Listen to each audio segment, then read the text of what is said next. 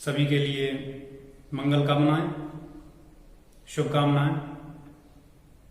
तो आज फिर से मैं भगवान बुद्ध बौद्ध दर्शन की आगे की जानकारियां उपलब्ध कराने के लिए फिर से उपस्थित हुआ हूं। तो पिछले वीडियो में हमने देखा कि किस प्रकार से 563 ईसा पूर्व भगवान बुद्ध का जन्म हुआ और उनके जन्म से संबंधित समस्त घटनाओं का हमने बारी बारी से क्रमिक अध्ययन किया। तो जिन लोगों ने हमारा पिछला वीडियो नहीं देखा है तो वो वीडियो देख लें, जिससे कि हम जो आगे बताने वाले हैं वो सारी बातें बड़े अच्छे से समझ में आ सकें।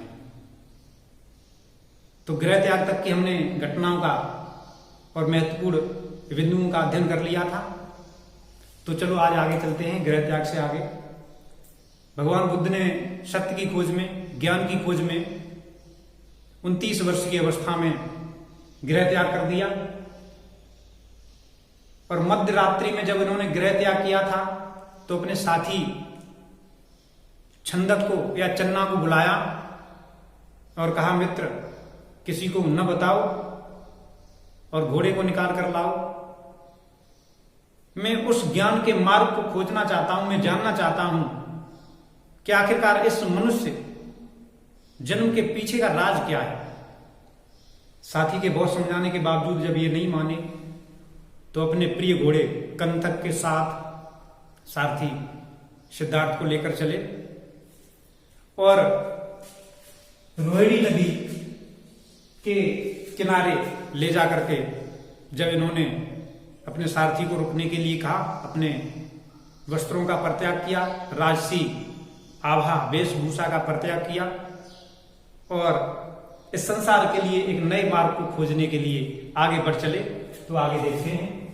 34 वर्ष की अवस्था में जब इन्होंने गृह त्याग किया, उसके बाद सबसे पहले ये ध्यान के विभिन्न पायदानों को समझने के लिए उस समय एक गुरु हुआ करते थे जिन्हें योग और ध्यान के बारे में बहुत अधिक जानकारी थी और उनका काफी नाम था। तो उनसे जाकर के मिले, उनका नाम था आलार कालाम। तो उनका प्रथम गुरु भी कह सकते हैं आप कि भगवान बुद्ध के प्रथम गुरु कौन थे? आलार कालाम। तो आलार कालाम के पास गए। आलार कालाम ने इन्हें योग की और ध्यान की विभिन्न विधियों को सिखाया और उन्होंने पूरी निष्ठा पूर्वक उनका पालन किया और इन्हें काफी स्तर भी मिले ज्ञान के समझने के लिए। लेकिन उनका तो बस एक ही सवाल था कि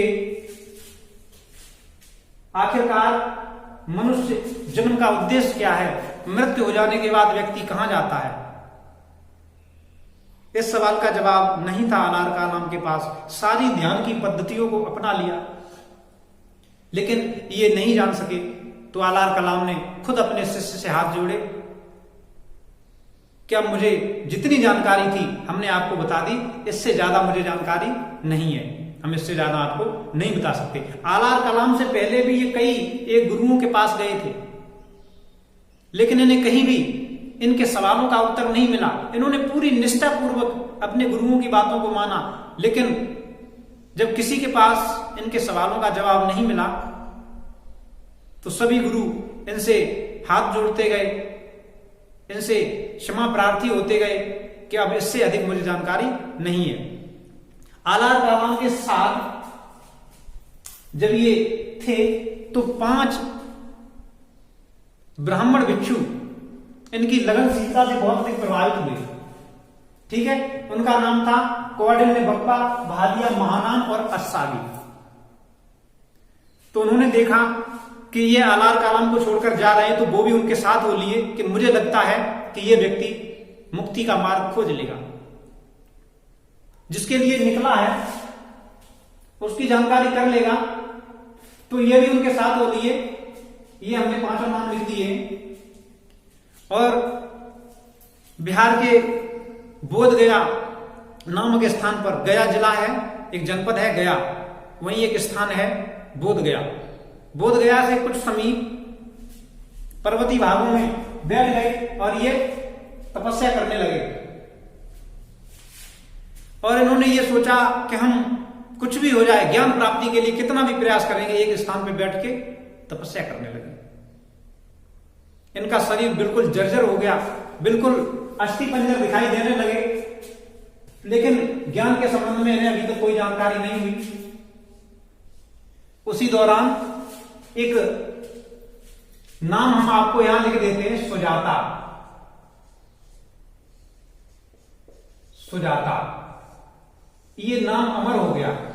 बुद्ध के साथ ये नाम हमेशा बड़े ही सम्मान के साथ लिया जाएगा।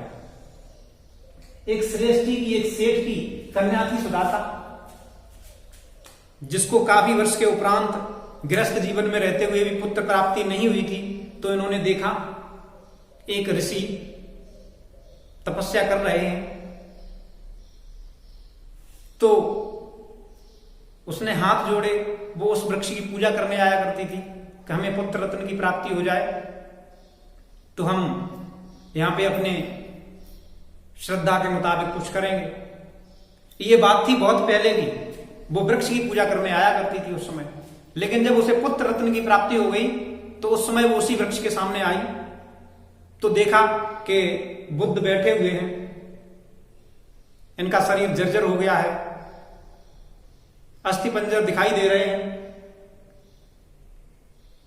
और लगता है कि ये मृत प्राय होने वाले हैं। तो वो खीर लेके आई थी, तो बुद्ध को उसने खीर खिलाई। बुद्ध ने खीर खा ली तो वो पंचवर्गीय ब्राह्मण भिक्षु थे, उन्होंने सोचा कि ये तपस्या नहीं कर रहा है, ये तो अब तो लड़कियों के हाथ से खीर भी खाने लगे, तो उनको छोड़ करके वो चले गए। जब बुद्ध के शरीर में ऊर्जा आई, एनर्जी आई, तो उन्होंने सोचा कि इस प्रकार से मुक्ति का मार्ग नहीं खोजा जा सकता, इससे तो निश्चित मृत्यु है। तो उन्होंने थोड़ा थोड़ा वनस्पतियों के पत्तियों को, फलों को और इनका भोजन लेना प्रारंभ किया। शरीर में थोड़ी स्फूर्ति आई और फिर एक दिन बैसाखी पूर्णिमा के दिन ऐसा हुआ कि बैसाखी पूर्णिमा के दिन ये निरंजना नदी या फाल्गु नदी वहीं बहती है, बहुत तीव्र गति से बहती है नदी, बहुत चौड़ी है, 1-1.5 किलोमीटर से भी अधिक चौड़ी, 2 किलोमीटर चौड़ी भी हो सकती है और बहुत तीव्र गति से बहती है, गहरी नहीं है ज्यादा। हम इस नदी के पुल से खड़े होकर के इसकी जमीनी तल पे, सूखी पड़ी थी तब, उसमें छलांग लगा सकते थे। बहुत ज्यादा गहरी नहीं है, लेकिन इतनी तीव्र गति से इसका पानी बहता है कि अगर पानी घुटनों से भी ऊपर है तो इसमें खड़ा होना मुश्किल, बह जाओगे इसके साथ, इतनी तीव्र गति से पानी बहता है। हिमालय पर्वत पास ही, तो बहुत तीव्र गति से पानी आता है, बहुत बालू जमा होती है इस नदी में। तो फाल्गु नदी के किनारे एक वृक्ष था, पीपल का वृक्ष, तो उसी के किनारे बैठ गए और जो पात्र था जिसमें खीर खाई थी, वो पात्र उन्होंने उस नदी में छोड़ा कि अगर मैं पूरी श्रद्धा के साथ, पूरे मनोयोग से निर्वाण प्राप्ति के मार्ग के लिए अग्रसर हुआ हूं, तो ये पात्र नदी की दिशा में नहीं बहना चाहिए और मैं तब तक नहीं हटूंगा यहां से जब तक मुझे संबोधि प्राप्त नहीं हो जाएगी, बुद्धत्व प्राप्त नहीं हो जाएगा। तो किंवदंतियों में ये कहानियां, ऐसा एक प्रसंग मिलता है कि वो पात्र वहीं रुका रहा, वो धारा की दिशा में नहीं बहा बल्कि विपरीत दिशा में बह चला। बुद्ध पीपल के पेड़ के नीचे बैठ जाते हैं निरंजना या फाल्गु नदी के किनारे, और मध्य रात्रि में इन्हें ज्ञान प्राप्त होना प्रारंभ होता है। हमने ये तो समझ लिया, ये तो हमने बहुत सुना कि बुद्ध को ज्ञान प्राप्त हुआ, लेकिन बुद्ध को ज्ञान प्राप्त हुआ क्या, ये देखने वाली बात है। 35 वर्ष की आयु में इन्हें संबोधि की प्राप्ति होती है, और वो भी कहां, बोध गया में, जो गया जनपद में है, बिहार राज्य में है, पीपल वृक्ष के नीचे और फाल्गु नदी के तट पर। इन्हें रात्रि के समय ज्ञान प्राप्त हुआ और इनके ज्ञान प्राप्ति की घटना को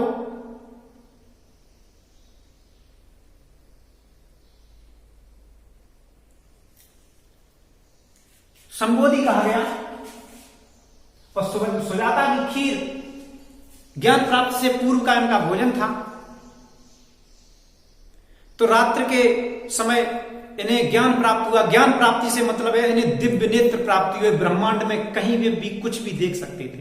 इन्हें दिव्य कान प्राप्त हुए, ये इस समस्त ब्रह्मांड में कहीं भी सुन सकते थे। इन्हें दिव्य पैर प्राप्त हुए, ये कहीं भी अपना पहला कदम रखना चाहेंगे चंद्रमा पे तो वहां पहुंचने की भी इनको क्षमता प्राप्त हुई। इनको दिव्य सारी चीजें दिव्य, ऐसी दिव्य चीजें प्राप्त हुई जिससे प्रकृति इनकी दास ऐसे मानो।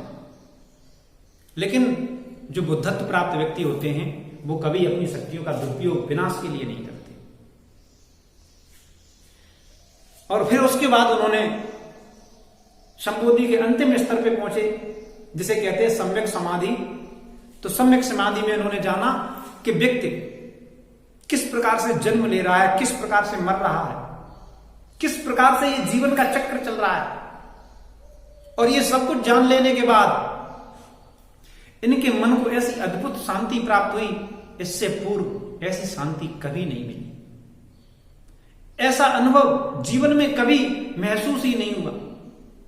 तो वो उसी ध्यान की अवस्था में, उसी आनंद की अवस्था में ऐसा उल्लेख मिलता है कि 28 दिन तक बैठे रहे बिना खाए बिना कुछ पिए। अब आप सोचेंगे कि बिना खाए बिना पिए इंसान इतने दिनों तक कैसे जीवित रह लेता है। तो मैं आपको बताता हूं कि जिस समय संबोधि की प्राप्ति हो जाती है तो उस समय खुद व्यक्ति ऊर्जावान हो जाता है। और आदमी को जीवित रहने के लिए ऊर्जा की आवश्यकता होती है। हम जो भोजन करते हैं उससे हमें एनर्जी मिलती है, कैलोरी। और जो बुद्धत्व प्राप्त व्यक्ति होते हैं उनका शरीर स्वतः ऊर्जावान हो जाता है, खुद ऊर्जा का उत्सर्जन भी करते हैं। तो उन्हें ऊर्जा की और भोजन की आवश्यकता क्यों? तो इस बात पर संदेह नहीं करना। तो बुद्धत्व प्राप्त हो जाने के बाद उस आनंद की अवस्था में 28 दिन तक बैठे रहे बुद्ध। तो देवताओं को चिंता होने लगी। उन्होंने कहा ये व्यक्ति देव योनि को छोड़ करके मनुष्य जन्म इन्होंने लोक कल्याण के लिए लिया था और आज ये बैठे क्यों रह गए? तो देवताओं ने इनसे अन्वय विनय की। हम बताएंगे आपको कि ये प्रोसेस क्या होता है। पहले महत्वपूर्ण बातों को जानना, ठीक है? तो क्या हुआ, नंदन नदी या फाल्गु नदी के तट पर इन्हें ज्ञान प्राप्त हो जाता है। फिर 28 दिन तक वो एक ही जगह बैठे रहे। फिर उन्होंने कहा, सोचा अपने मन में कि जो हमें ज्ञान प्राप्त हुआ है, देवताओं को कहा कि हम उसको किसी योग्य या पात्र, जो उचित पात्र हो उसी को बताएं। किसको बताएं? कोई समझेगा कैसे? हमने जो प्राप्त किया इतना सूक्ष्म है, कोई समझेगा कैसे?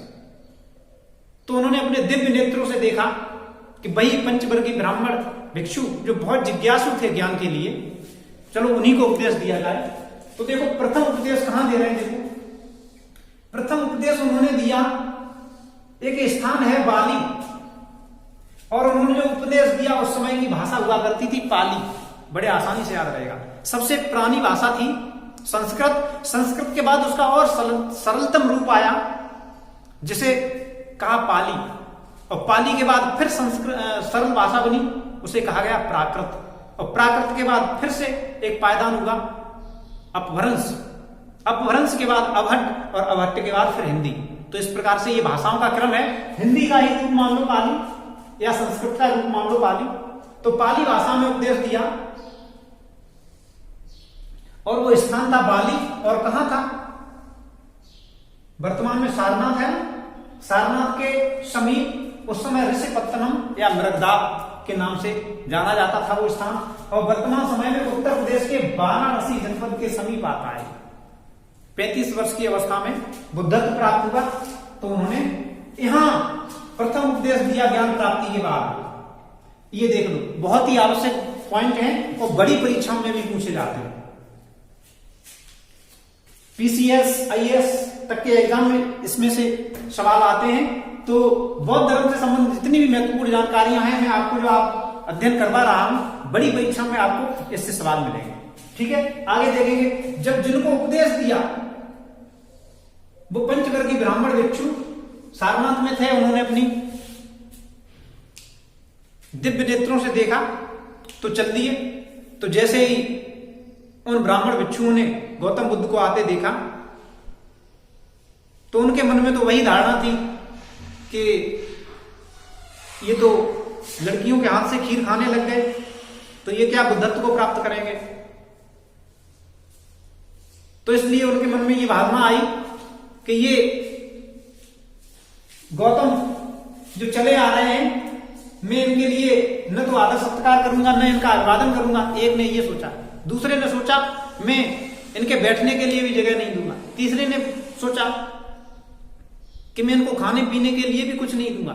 चौथा सोच रहा है मैं बोलूंगा ही नहीं। पांचवा सोच रहा है मैं इनको यहां से जाने के लिए कह दूंगा कि तुम यहां से चले जाओ, क्यों आए। लेकिन जैसे जैसे बुद्ध उनके समीप पहुंचते गए, इनके चेहरे पे एक अद्भुत तेज था, अद्भुत प्रकाश था, ऐसी अद्भुत शांति थी कि इससे पहले किसी भी व्यक्ति के चेहरे पे उन लोगों ने नहीं देखी।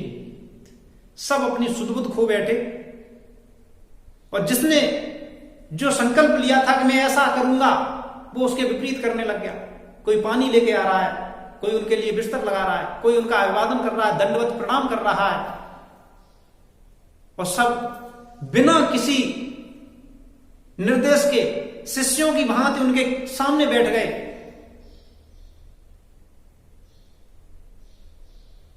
और उन्होंने अपने मन की बात कही कि मैं भगवान ऐसा सोच रहा था, और लेकिन हम ऐसा नहीं कर सके। आखिरकार अद्भुत ये क्या है, ये अद्भुत रहस्य क्या है आपका।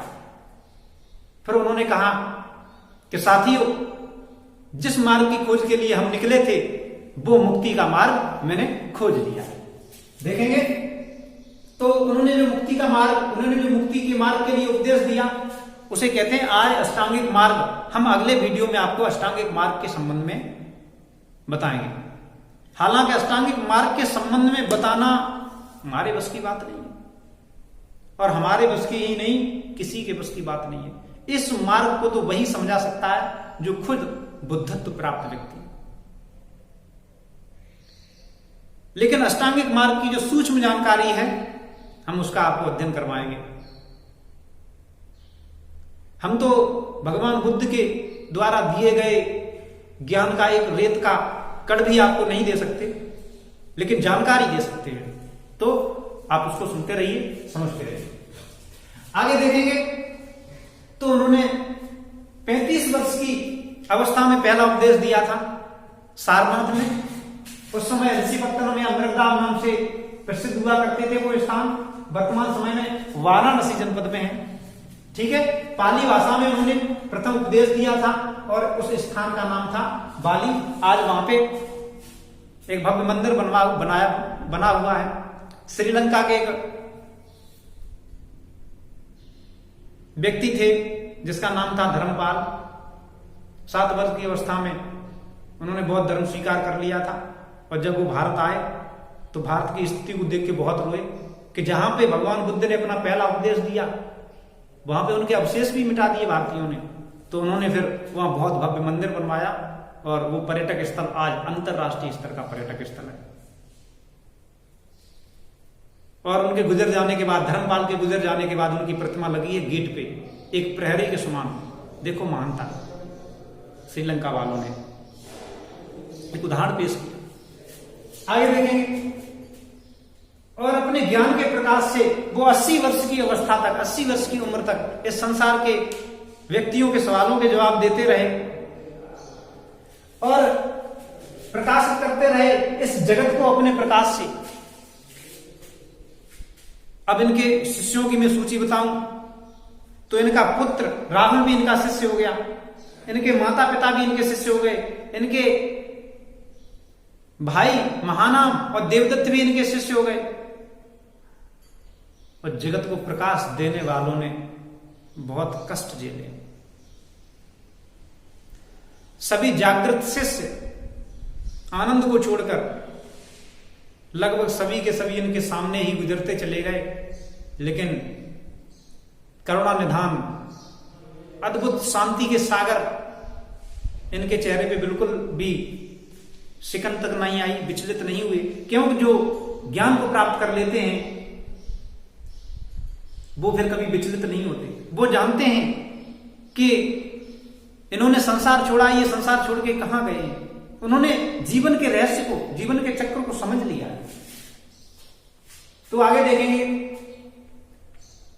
80 वर्ष की अवस्था में देखो, एक और महत्वपूर्ण बात बता दूं आपको।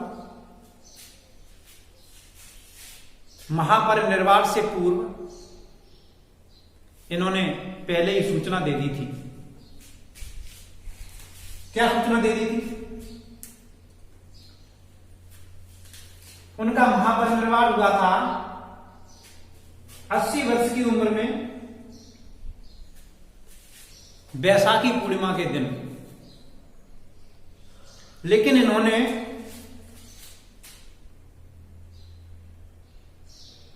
माघी पूर्णिमा के दिन ही अपने शिष्यों को बता दिया था कि 3 महीने बाद बैसाखी पूर्णिमा के दिन मैं अपने शरीर को त्याग दूंगा, इस संसार से विदा ले लूंगा, इस संसार से चला जाऊंगा। तो वो तो पूर्व नियोजित, को पहले से ही इस संसार से जाने की घोषणा कर चुके थे।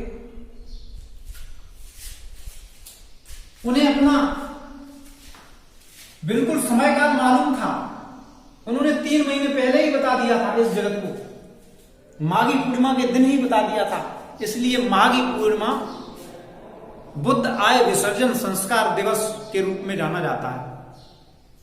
चलो आगे देखते हैं। तो इन ब्राह्मण भिक्षुओं को उपदेश दिया, पंचवर्गीय ब्राह्मण भिक्षुओं को। इनके नाम थे कौंडिन्य, बप्पा, भादिया, महानाम और अष्टावरी। और प्रथम उपदेश की घटना को धर्म चक्र परिवर्तन के नाम से भारतीय इतिहास में जाना गया। भगवान बुद्ध के प्रथम धर्म उपदेश की घटना को धर्म चक्र परिवर्तन कहा गया। और गुरु पूर्णिमा, इस दिन को गुरु पूर्णिमा के रूप में मनाया जाता है। ठीक है, ये देख ले। अब देखेंगे, अब वही दिन आ गया महापरिनिर्वाण वाला, देह त्याग वाला। इनके परम शिष्य आनंद बहुत व्यथित थे। इन्होंने आनंद को समझाया कि आनंद, इस जगत में जो आया है वो जाएगा, तो इसमें व्यथित होने वाली बात नहीं। हमारे द्वारा बताया गया ये मार्ग तुम्हें हमेशा एक नई राह देता रहेगा। और अगर कोई और सवाल हो और कोई मन में प्रश्न उठ रहे हो तो हमसे अभी पूछ सकते हैं। जब इन्होंने सभी अपने शिष्यों से कह दिया कि हमें अब एकांत चाहिए, और एकांत में लेटे हुए थे, इन्होंने अपने जीवन के अंतिम समय में उन्हीं 2 वृक्षों की शाखाओं को फिर से स्मरण किया जहां उनका जन्म हुआ था। साल वृक्ष, मैंने पहले भी बताया था, साल वृक्ष के नीचे इन्होंने अपना शरीर छोड़ा, अपना देह त्याग किया। तो पहले ध्यान से ये समझेंगे कि जहां इन्होंने शरीर छोड़ा, अपना देह त्याग किया, जहां महापरिनिर्वाण हुआ इनका, वो 3 गणराज्यों की सीमाओं के पास था। ठीक है, शाक्य, कुलीन और मल्ल, 3 गणराज्यों की सीमाएं, बिल्कुल सीमा पे इन्होंने अपना शरीर छोड़ा। और इनके महापरिनिर्वाण के बाद काफी घटनाएं भी हैं, हम उनके संबंध में एक एक करके बारी बारी से बताएंगे। ठीक है, तो अभी तो ये आवश्यक जानकारी देख लो। तो क्या होगा, इनका महापरिनिर्वाण 483 ईसा पूर्व 80 वर्ष की उम्र में होगा।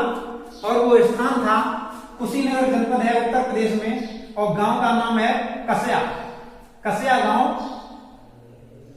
और वहां एक नदी बहती है, हिरण्यवती नदी। तो हिरण्यवती नदी के तट पर साल वृक्ष के नीचे कुशीनगर डिस्ट्रिक्ट है, तो वहां उत्तर प्रदेश में, वहां उन्होंने अपना शरीर त्याग दिया। और शरीर त्यागने से पूर्व एक शिष्य इनके पास आया जो मल्ल गणराज्य से संबंध रखता था, उसका नाम था सुभद्र। बहुत ही मेमोरेबल पॉइंट, याद रखने की। भगवान बुद्ध ने अपना प्रथम उपदेश दिया, उसे धर्म चक्र परिवर्तन कहते हैं, और वो पंचवर्गीय ब्राह्मण भिक्षुओं को दिया। और भगवान बुद्ध ने अपना अंतिम उपदेश दिया सुभद्र को। ये प्रश्न पूछा गया है भगवान बुद्ध ने अपना अंतिम उपदेश किसे दिया? सुभद्र को। तो कहां गए थे सुभद्र? कुशीनगर में ही उपदेश दिया, वही स्थान था। और मल्लगढ़ राज्य के थे सुभद्र, जिन्हें अपना अंतिम उपदेश दिया भगवान बुद्ध ने। अब देखेंगे बैसाखी पूर्णिमा के दिन ही इनका जन्म हुआ था। बैसाखी पूर्णिमा के संबंध में हम आपको बता दे रहे हैं प्रमुख बातें कि भारतीय इतिहास के इकलौते ऐसे महामानव, महापुरुष, क्या कह लें इनके लिए, शब्द कम है, इनके नाम को शब्दों में नहीं बांधा जा सकता। बैसाखी पूर्णिमा के दिन ही इन्होंने जन्म लिया, बैसाखी पूर्णिमा के दिन ही इन्होंने ज्ञान प्राप्त किया, संबोधि, और बैसाखी पूर्णिमा के दिन ही इन्होंने अपना देह त्याग दिया और इस जगत को प्रकाशित करने वाले ने हमेशा हमेशा के लिए संसार को छोड़ दिया और एक ज्ञान का नया मार्ग इस संसार को दिया, जिस पर चल करके मनुष्य मुक्ति को प्राप्त कर सकता है, जिसे कहते हैं अष्टांगिक मार्ग। हम अगले वीडियो में अष्टांगिक मार्ग के संबंध में आपको बताएंगे, इनके द्वारा बताए गए प्रमुख उपदेशों के संबंध में चर्चा करेंगे और इन्हें जो ज्ञान प्राप्त हुआ उसके संबंध में हम आपको जानकारी देंगे। देखो, अब बैसाखी पूर्णिमा के दिन ये घटना हो गई इनकी जन्म, ज्ञान प्राप्ति और महापरिनिर्वाण। अब अंतिम पॉइंट है, बहुत ही आवश्यक पॉइंट, इन्होंने पंचवर्गीय ब्राह्मण भिक्षुओं को उपदेश दिया। वो पहले से ही गृह त्याग कर चुके थे, वो पहले से ही इस मार्ग पे चलने के इच्छुक थे, लेकिन जो गृहस्थ थे, प्रथम गृहस्थ जिनको भगवान बुद्ध ने अपने धर्म में उपदिष्ट किया, उनको दीक्षा दी, ठीक है, तो उनके नाम थे तपस्सु और मल्लिक। प्रश्न आता है, भगवान बुद्ध ने पहला उपदेश किसको दिया? तो ये 5 नाम हो गए। किन गृहस्थों को भगवान बुद्ध ने पहली बार उपदेश दिया? तो गृहस्थों में तपस्सु और मल्लिक का नाम आ गया। तो ठीक है, अभी तक हमने भगवान बुद्ध के गृह त्याग की घटनाएं, इनके ज्ञान प्राप्ति की घटनाएं, इनके प्रथम उपदेश, अंतिम उपदेश, महापरिनिर्वाण, इन सब बातों का अध्ययन किया। अब हम आपको छोटा सा लघु अध्ययन बता देते हैं इनके इन सभी घटनाओं से संबंधित। तो हम इसको रफ कर देते हैं, इसका स्क्रीनशॉट ले लो या एक नोटबुक बना लो, कॉपी बना लो, उस पर लिखते रहो। बहुत ही आवश्यक, बहुत ही इंपोर्टेंट प्रश्न, परीक्षा के उद्देश्य से भी, और हमें अपने ज्ञान वृद्धि को अगर करना है तो ऐसे आदर्श व्यक्तियों की तस्वीरें हमारे घर में होनी चाहिए, उनके जीवन साल को पढ़ना चाहिए, तब कहीं जाकर के हमें कुछ जानकारी हो पाएगी अपने मन से जरूर। चलो, तो हम इसको रफ कर देते हैं।